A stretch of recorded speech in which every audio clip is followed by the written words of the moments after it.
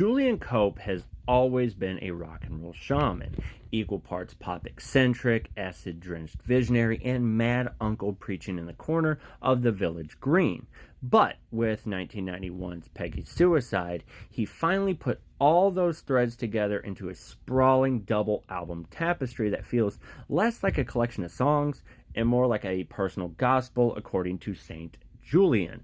It's a record that asks you to sit with it, to wrestle with it, and maybe even laugh with it, but it rewards you with moments of transcendence, groove, and genuine cosmic wisdom.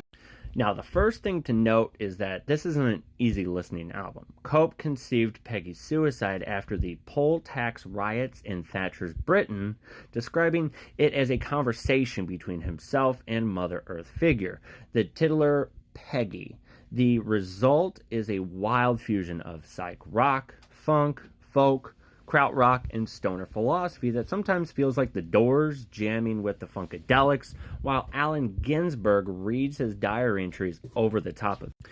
Now take the opener Pristine, a low-slung, slinky groove that's as hypnotic as it is cheeky.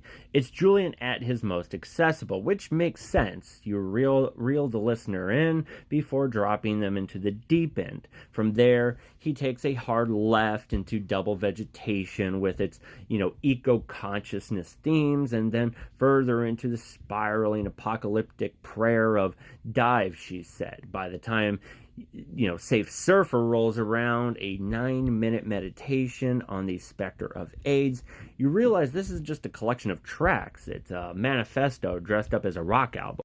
Now, what makes Peggy's Suicide so endearing is the balance between heavy ideas and sheer musical playfulness. Hanging out and hung up on the line sounds like a jam session you'd wish you'd stumble into at 3 a.m. in some forgotten dive bar. With Soldier Blue, hits like a spaced out protest anthem. Even when he's at his most indulgent, Cope's melodies and grooves keep the whole affair tethered to earth, preventing it from floating off into some ether eternity. So lyrically, he veers from the personal to the political to the downright cosmic. At times, he's deadly serious, calling out ecological destruction, spiritual emptiness, and societal collapse. Other times, he's almost gleefully absurd, reminding you that for all the weight of his concern, he never lost his sense of humor. That balance is absolutely crucial. If Peggy's Suicide were all sermon, it would be unbearable. If it were all goof, it'd be forgettable. Instead, it's both. That's what makes it brilliant.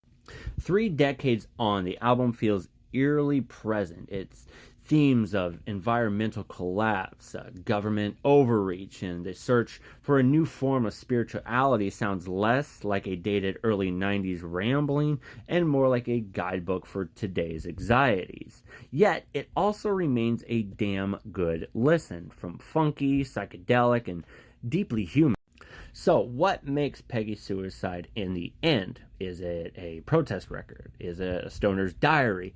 A spiritual odyssey? The answer is yes, all of the above. It's the kind of album you put on when you want to think, when you want to dance, and when you just want to let some lovable lunatic remind you that the world is both doomed and worth saving. Julian Cope may never have become a household name, but with Peggy's Suicide, he cemented himself as one of rock's most fascinating outsiders, one who understood that salvation might just be found somewhere between a funky bass line and a prayer to Mother Earth. So if you haven't listened to this album, check it out. Let me know what you think.